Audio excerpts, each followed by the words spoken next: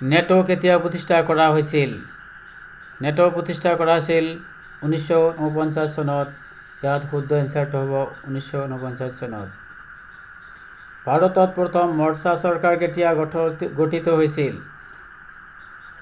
মৰ্চা চৰকাৰ গঠিত হৈছিল ভাৰতত 1977 চনত।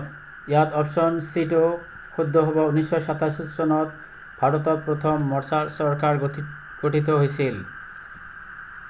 ভাৰতীয় সংবিধানখন কেতিয়া কাৰ্যকৰী কৰা হৈছিল? ভাৰতীয় সংবিধানখন শুদ্ধ এনচাৰটো হ'ব অপশ্যন ডি 1950 চনৰ 26 জানুৱাৰী। হিন্দু মহাসভা কেতিয়া গঠন কৰা হৈছিল? হিন্দু মহাসভা গঠন কৰা হৈছিল 1915 চনত। ইয়াত শুদ্ধ অপশ্যনটো হ'ব এ 1915 চনত হিন্দু মহাসভা গঠন কৰা হৈছিল। এইটো বৰ ইম্পৰ্টেণ্ট। আমলখিত কি ভিটামিন থাকে? আমলখিত ভিটামিন থাকে vitamin C. Option B is the correct answer. Arya Samaj কোনে প্ৰতিষ্ঠা কৰিছিল?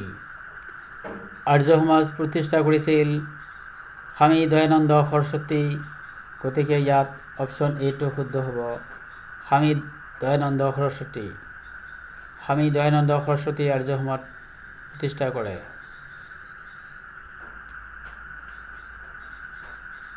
প্ৰেমৰ নগৰী বুলি কোনখন ঠাইক জনা যায়? প্ৰেমৰ নগৰী বুলি জনাজাত তেজপুৰক প্ৰেমৰ নগৰী বুলি কোৱা হয়। Option B is the correct answer. ভাৰতৰ সংবিধানত কেতিয়া মৌলিক কৰ্তব্য সংযোগ কৰা হৈছিল? ভাৰতৰ সংবিধানত মৌলিক কৰ্তব্য সংযোজন কৰা হৈছিল 1976 চনত। ইয়াত অপশ্যন চিটো শুদ্ধ এনচাৰ হ'ব 1976 চনত ভাৰতৰ সংবিধানত মৌলিক কৰ্তব্য সংযোজন কৰা হৈছিল। কোনটো গ্ৰহৰ পৰা সেউজীয়া পোহৰ নিৰ্গত হয়? কোনটো গ্ৰহৰ পৰা? সৌৰজগতত যে এই 8টা গ্ৰহ আছে, 7টা গ্ৰহ আছে। এতিয়া এই গ্ৰহটোৰ ভিতৰত আটাইতকৈ ডাঙৰ গ্ৰহটো হৈছে বৃহস্পতি আৰু আটাইতকৈ সৰু গ্ৰহটো হৈছে বুধ। এইখিনি জানি থবা। আৰু কোনটো গ্ৰহৰ পৰা সেউজীয়া পোহৰ নিৰ্গত হয়? সেই গ্ৰহটোৰ নাম হৈছে Uranus. Option A is the correct answer. Next কুৱেশ্যনটো আছে নৰেন্দ্ৰ মোদী ষ্টেডিয়াম ক'ত আছে? নৰেন্দ্ৰ মোদী ষ্টেডিয়াম আছে আহমেদাবাদত। Option D is the correct answer. আহমেদাবাদত নৰেন্দ্ৰ মোদী ষ্টেডিয়াম আছে। পদ্মশ্ৰী বঁটা লাভ কৰা প্ৰথম অসমীয়া মহিলা কোন? ইয়াত শুদ্ধ এনচাৰ হ'ব নলিনী বালা দেৱী। নলিনী বালা দেৱী হৈছে অসমৰ প্ৰথমজন মহিলা যিয়ে পদ্মশ্ৰী বঁটা লাভ কৰে। মণিৰাম দেৱানৰ লগত কাক ফাঁচি দিয়া হৈছিল? মণিৰাম দেৱানৰ লগত ফাঁচি দিয়া হৈছিল পিয়লি বৰুৱাক। ইয়াত অপশ্যন এটো শুদ্ধ এনচাৰ। পিয়লি বৰুৱাক মণিৰাম দেৱানৰ লগত অসমত ফাঁচি দিয়া হৈছিল। প্ৰিয় শিক্ষাৰ্থীসকল, আজিৰ এই ভিডিঅ'টো কেনে লাগিছে? যদি ভিডিঅ'টো ভাল লাগিছে তেনেহ'লে ভিডিঅ'টোত এটা লাইক দিব আৰু চেনেলটো যদি এতিয়া ছাবস্ক্ৰাইব কৰা নাই, এনেধৰণৰ ভিডিঅ' পাবলৈ মোৰ এই চেনেলটো ছাবস্ক্ৰাইব কৰি চেনেলটোৰ লগত থাকিবলৈ অনুৰোধ জনাইছোঁ। নেক্সট কুৱেশ্যনটো হ'ল অসমৰ নৱ বৈষ্ণৱ ধৰ্মৰ প্ৰতিষ্ঠাপক কোন? শংকৰদেৱ। ইয়াত শুদ্ধ এনচাৰটো হ'ব শংকৰদেৱ।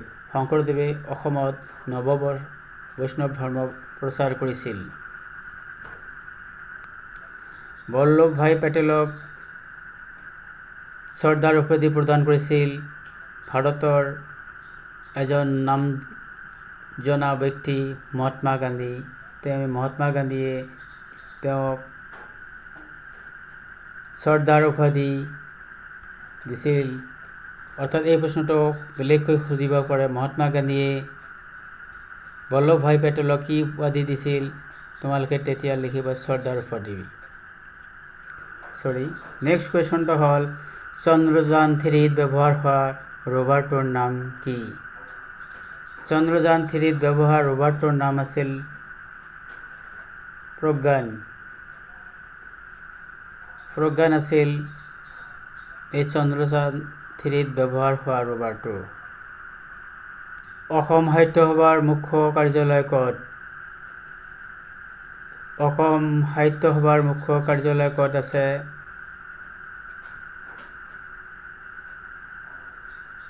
শুদ্ধ এনচাৰটো হ'ব যোৰহাট।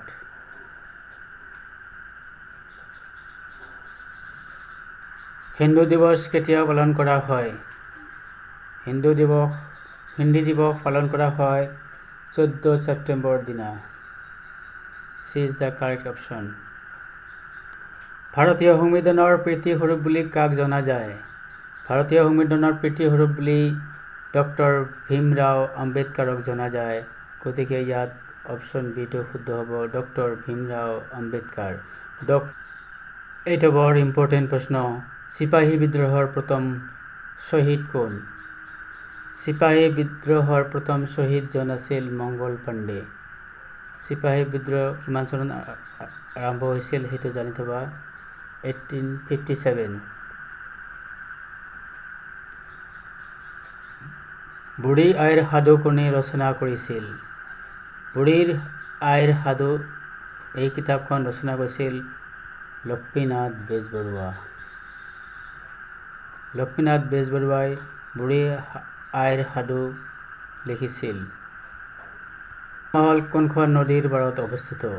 তাজমহল যমুনা নদীৰ পাৰত অৱস্থিত আমি জানো, গতিকে ইয়াত অপশ্যন বিটো শুদ্ধ হ'ব, যমুনা নদীৰ পাৰত তাজমহল অৱস্থিত। অসমৰ তৈলনগৰী নামেৰে কোনখন চহৰক জনা যায়? ডিগবৈক অসমৰ তৈলনগৰী বুলি জনা যায়। অপশ্যন এইটো শুদ্ধ এনচাৰ হ'ব। নুমলীগড় তেল শোধনাগাৰ কোনখন জিলাত অৱস্থিত? নুমলীগড় তেল শোধনাগাৰ কোনখন জিলাত অৱস্থিত? ইয়াত শুদ্ধ এনচাৰটো হ'ব গোলাঘাট জিলাত অৱস্থিত। গোলাঘাট জিলাত এই নুমলীগড় তেল শোধনাগাৰ আছে। বিশ্ব বাণিজ্য সংস্থাৰ মুখ্য কাৰ্যালয় ক'ত অৱস্থিত? বিশ্ব বাণিজ্য সংস্থাৰ মুখ্য কাৰ্যালয় আছে জেনেভাত। ইয়াত শুদ্ধ এনচাৰটো হ'ব অপশ্যন বি, জেনেভা। উষ্ণতাৰ SI একক কি? উষ্ণতাৰ SI একক হ'ল কেলভিন। অপশ্যন এইটো শুদ্ধ, কেলভিন। কেলভিন হ'ল উষ্ণতাৰ SI একক। পৰিকল্পনা আয়োগৰ প্ৰথম অধ্যক্ষ কোন আছিল? ইয়াত শুদ্ধ এনচাৰটো হ'ব জৱাহৰলাল নেহৰু আছিল পৰিকল্পনা আয়োগৰ প্ৰথম অধ্যক্ষ। কোনখন দেশক সূৰ্যোদয় দেশ বুলি কোৱা হয়? জাপানক সূৰ্য উঠাৰ দেশ বুলি কোৱা হয়। গতিকে ইয়াত অপশ্যন বিটো শুদ্ধ এনচাৰ হ'ব, জাপান। অসমৰ প্ৰথম ICS বিষয়াগৰাকী কোন আছিল? অসমৰ প্ৰথম ICS বিষয়াগৰাকী আছিল আনন্দৰাম বৰুৱা। ইয়াত অপশ্যন এইটো শুদ্ধ হ'ব, আনন্দৰাম বৰুৱা আছিল অসমৰ প্ৰথমজন ICS বিষয়া। আইন বিষয়ত ডক্টৰেট ডিগ্ৰী লাভ কৰা প্ৰথম অসমীয়াগৰাকীজনৰ নাম কি আছিল? আইন বিষয়ত ডক্টৰেট ডিগ্ৰী লাভ কৰা প্ৰথম অসমীয়াগৰাকীৰ নাম আছিল, ইয়াত শুদ্ধ এনচাৰটো হ'ব ডক্টৰ জগদীশ মেধি। ডক্টৰ জগদীশ মেধি আছিল আইন বিষয়ত প্ৰথম ডিগ্ৰী লাভ কৰা প্ৰথমজন ব্যক্তি অসমৰ।